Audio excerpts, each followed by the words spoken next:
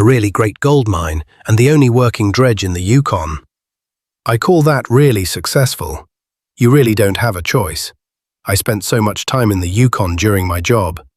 But now, the stars of Gold Rush went after riches in the tough, wild lands. But what happened to them after the glory? Well, their stories are more surprising than the gold they found. Come with us as we find out how some of the stars on Gold Rush are doing now. Number 1. Parker Schnabel. Parker Schnabel grew up in Haines, Alaska, around mining everywhere. His grandpa, John Schnabel, owned the Big Nugget mine, and Parker spent lots of his childhood learning how things worked. Unlike many other miners on Gold Rush, Parker never needed anyone to talk him into joining the business. From when he was young, he loved the big machines, the challenge of moving dirt, and the excitement of seeing gold at the end. His first big step into fame came when he was still a teenager. At only 16 years old, he took over running the Big Nugget mine after his grandpa stepped back, and this choice brought him onto the show as one of the youngest mine bosses in the Klondike. His never-give-up attitude made him stand out on the show, and year after year his crew pulled in some of the biggest amounts of gold. On Gold Rush, Parker's job quickly grew bigger. He built a name for being go-getter, sometimes tough to work for, but always focused on getting results. While other crews had trouble with leading or money, Parker pushed for bigger land, better machines, and more gold. He often took chances with million-dollar land deals, sure that his hard work and planning would bring big wins. Today, Parker stays at the center of Gold Rush. In 2024, Season 15 showed a major problem for him. A huge buy of Dominion Creek, a massive piece of land that needed tons of money. With so much cash on the line, Parker has said he feels stressed like never before. Even with his mining success, Parker has surprised many fans by sharing that he does not own a house to live in forever.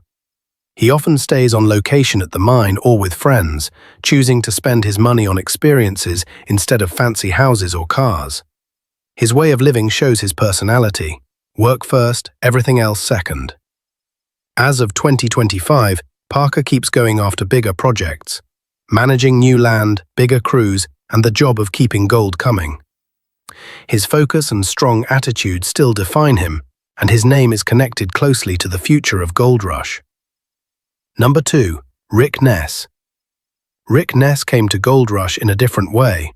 Before mining, Rick was a music player. He played bass guitar in a band and spent years traveling across the United States and Europe.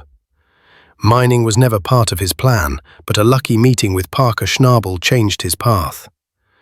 Rick met Parker in 2012 during a music tour stop in Alaska. In no time, they became friends, and soon after Parker asked Rick to join his mining crew. Rick said yes, even though he had no background in mining. On the show, Rick quickly became one of Parker's most trusted guys. He learned fast, worked hard, and earned a name for being someone you could count on in tough times. Fans noticed his loyalty to Parker and his readiness to take on new challenges without stopping. Over time, Rick wanted more than just working under someone else. By Season 9, he decided to go out on his own, starting his own mining business. This was a big risk, since running a mine meant managing machines, paying workers, buying fuel, and the pressure of getting enough gold to survive. Rick's solo journey has had good times and bad times. At one point, money troubles forced him to sell his late mother's house, a choice that hurt him deeply. There were also seasons where his gold amounts fell short, making some fans wonder if he would keep going. Still, Rick kept moving forward, wanting to prove himself as a leader. Till today, Rick is still part of the Gold Rush story. Though he faced problems, he returned to the series with new energy. He has said that the pressure is really tough, but the excitement of gold and the chance to build something of his own keep him going. In recent seasons, Rick has worked hard to make his crew stable and get back his place in the mining world. His path may not be as smooth as Parker's, but Rick's never-give-up spirit makes him one of the most easy to relate to and liked people on the show. Number 3. Freddie Dodge. Freddie Dodge is often called the gold expert for good reason.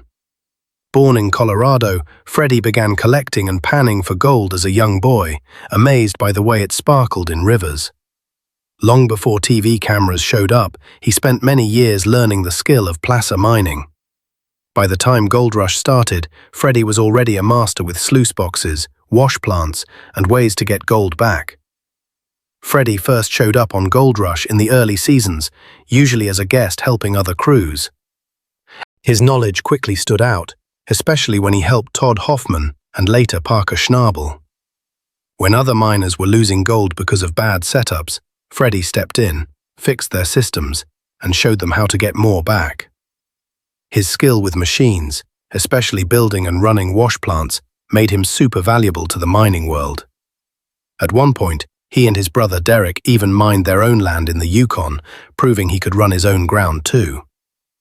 In recent years, Freddie has taken the main stage with his own show, Gold Rush, Mine Rescue, with Freddie and Juan. Working together with mechanic Juan Ibarra, Freddie travels across North America to help struggling small miners. They fix failing wash plants, build better systems, and teach crews how to make money where before they were losing it. The show has run for many seasons, showing Freddie's work in places like Oregon, Montana, and even high mountain mines.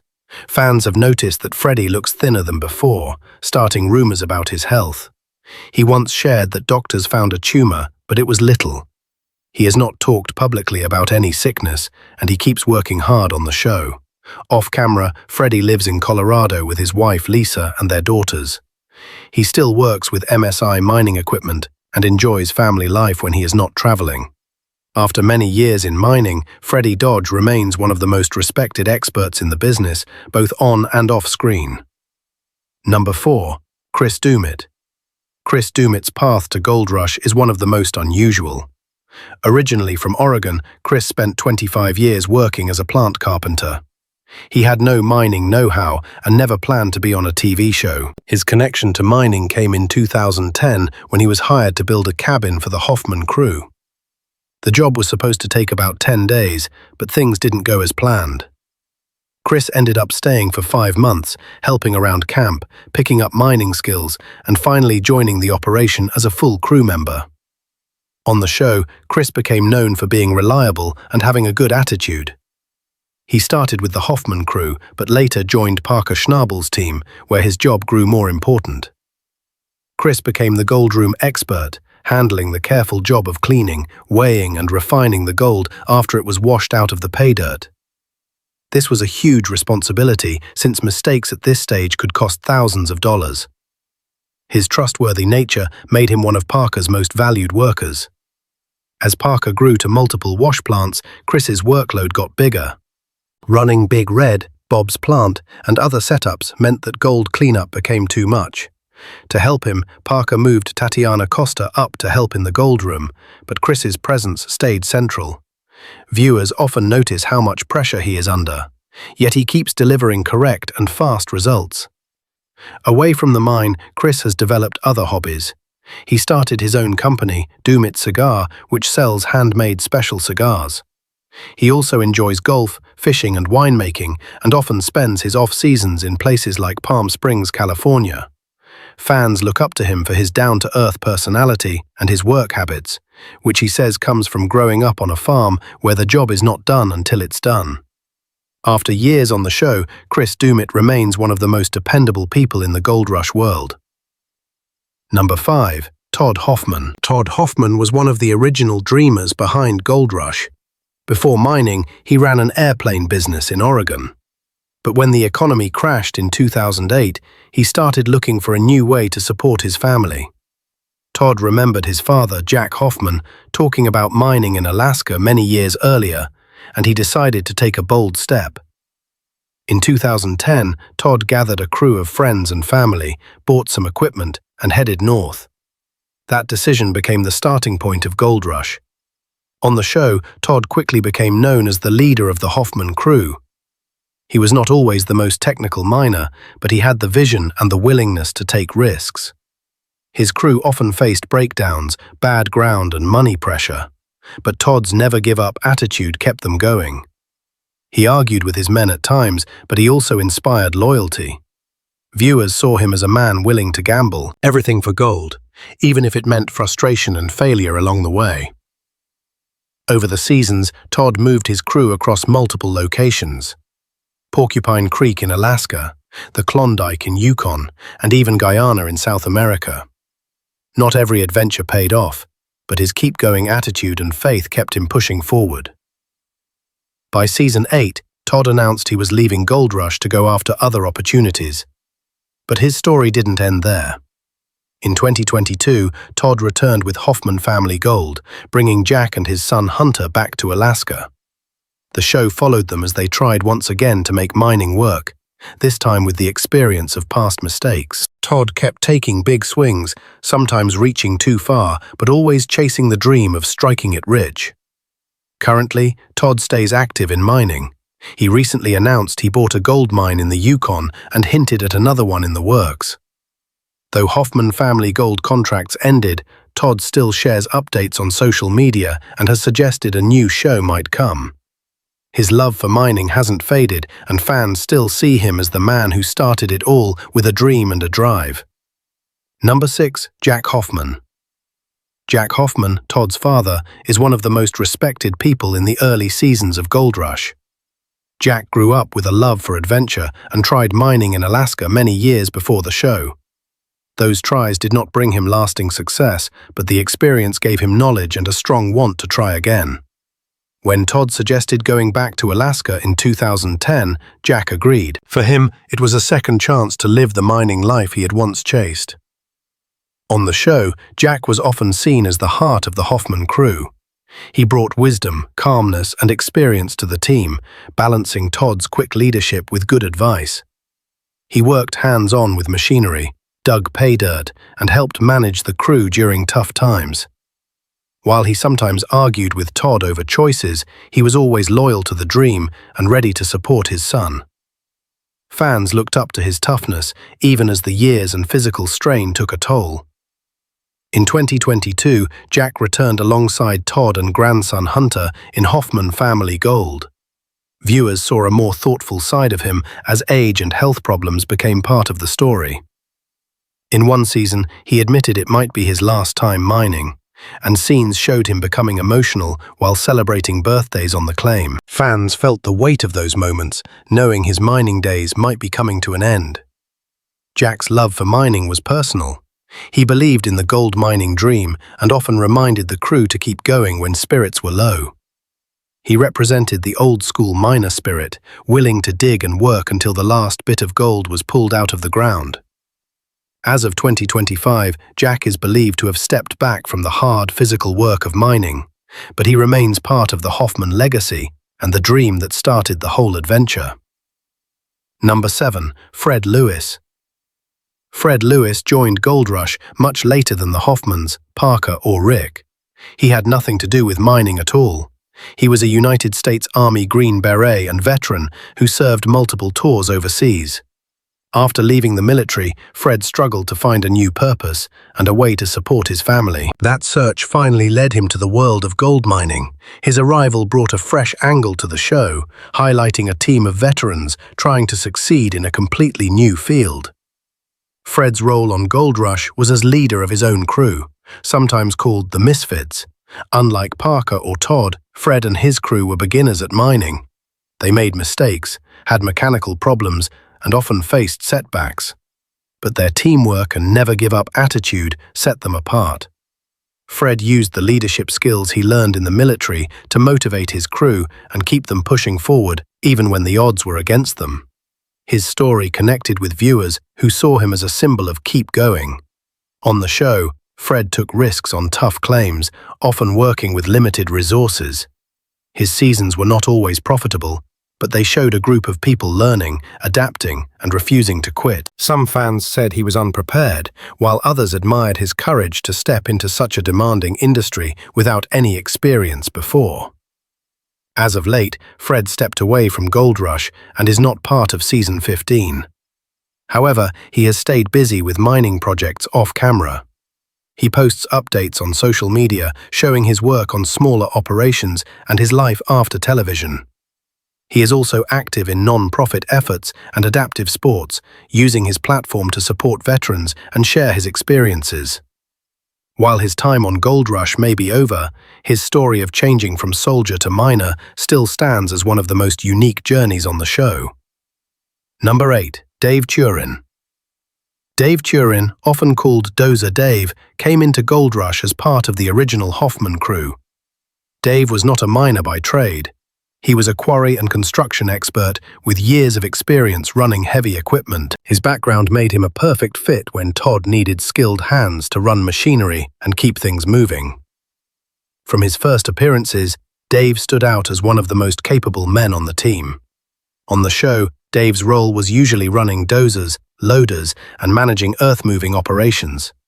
He became the backbone of the Hoffman crew, often keeping them on track when leadership decisions failed. Viewers admired his steady nature and technical knowledge.